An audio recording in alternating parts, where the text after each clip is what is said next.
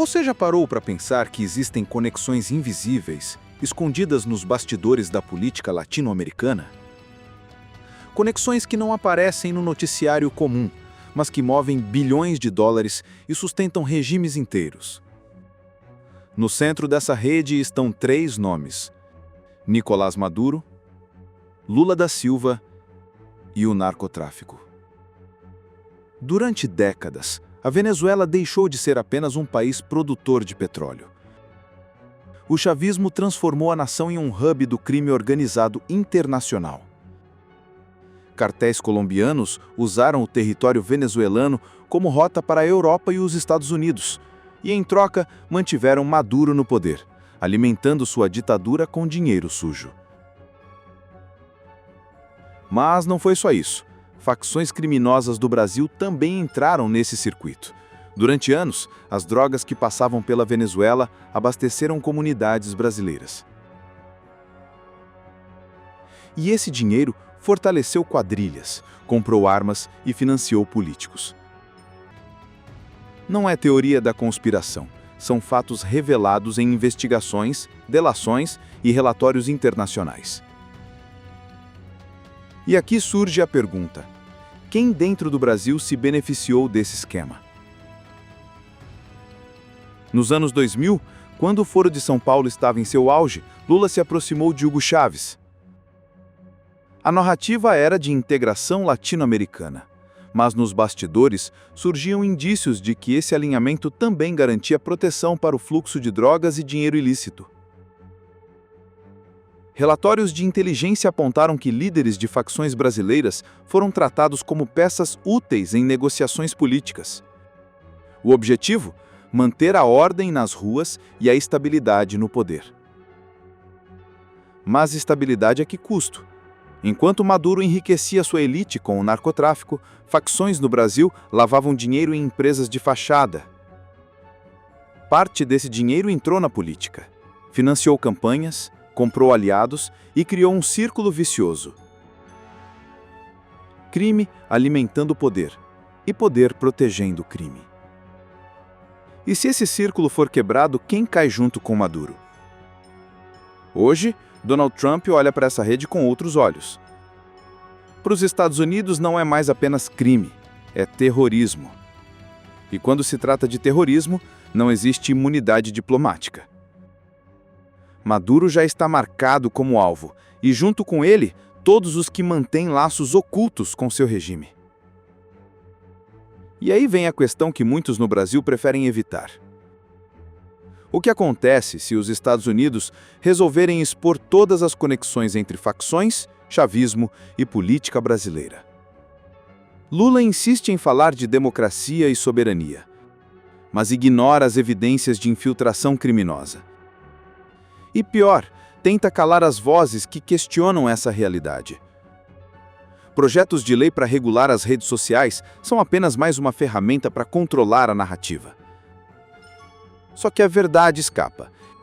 E cada vez que um aliado de Maduro cai, a teia de relações fica mais visível. Será que o Brasil está preparado para o dia em que esses segredos vierem à tona?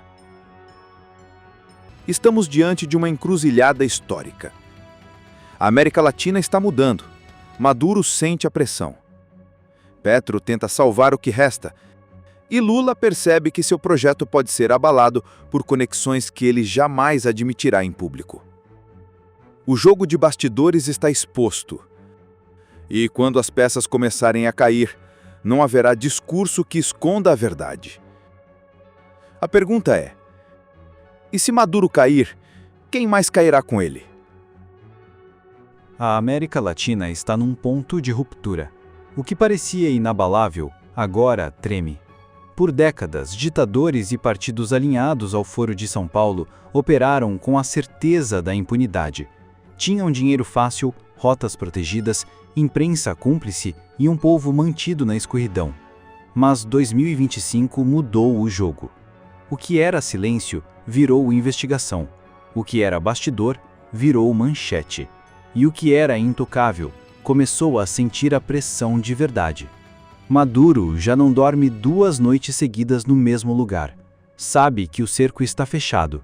sabe que cada discurso inflamado só revela ainda mais o desespero de um regime encurralado.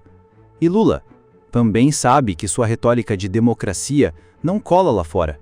Quando insiste em controlar redes sociais e perseguir opositores, passa a mesma imagem de outros regimes que caíram antes. Porque, no fim, a censura é sempre o último recurso dos que têm medo da verdade. A história ensina. Foi assim com a União Soviética, que desmoronou quando perdeu o fluxo de dinheiro e não conseguiu mais sustentar sua máquina de repressão. Foi assim com o Gaddafi na Líbia, que caiu de um trono dourado para um esconderijo sujo em poucos meses. Foi assim com o próprio Saddam Hussein, que passou de governante absoluto a fugitivo caçado em um buraco. E será assim na América Latina. Ditadores podem gritar, podem ameaçar, podem até fingir força, mas quando caixa seca e os aliados somem, eles ruem como castelos de areia. E aqui entra o Brasil. O nosso país está diante de um espelho. De um lado, a chance de se livrar de vez das garras do crime organizado infiltrado na política. Do outro, o risco de afundar junto com regimes falidos e desacreditados. Cada dia que passa sem enfrentar o problema, a conta aumenta. Cada lei de censura, cada silêncio forçado, cada conivência com aliados tóxicos só aproxima o Brasil da linha de fogo. E quando Washington decidir que basta, não vai importar discurso bonito em palanque. O mundo verá o Brasil pelo que tolerou e não pelo que disse defender.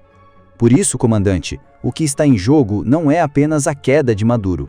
É o desmonte de toda uma rede subterrânea que manteve de pé governos corruptos, facções criminosas e projetos autoritários. É a chance de um continente inteiro respirar sem o peso de ditaduras sustentadas por cocaína, corrupção e medo. E o recado é claro. Quem insistir em flertar com o crime, quem proteger facções, quem usar a censura como escudo, vai cair, mais cedo ou mais tarde. A pergunta que fica é: o Brasil vai esperar cair sozinho, junto com os seus aliados, ou vai acordar antes e escolher o lado da liberdade? Maduro está com os dias contados. Petro sente o baque. E Lula começa a perceber que a muralha construída com narrativas não aguenta a marretada da verdade. A cada operação, a cada investigação, a cada revelação internacional, a base de sustentação da esquerda latino-americana se desfaz. É um dominó em queda. E ninguém sabe onde a última peça vai parar. Por isso, comandante, se você chegou até aqui, é porque entende que essa batalha é muito maior do que parece. Não é só sobre Maduro, não é só sobre Lula, é sobre o futuro do continente. Então, faça a sua parte.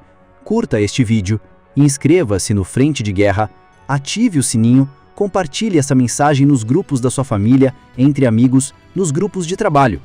Mostre que a verdade não será calada. Mostre que a censura não vai vencer. Mostre que o povo brasileiro não aceita ser manipulado. Porque aqui, comandante, aqui a trincheira é a informação. E a nossa guerra é contra o silêncio.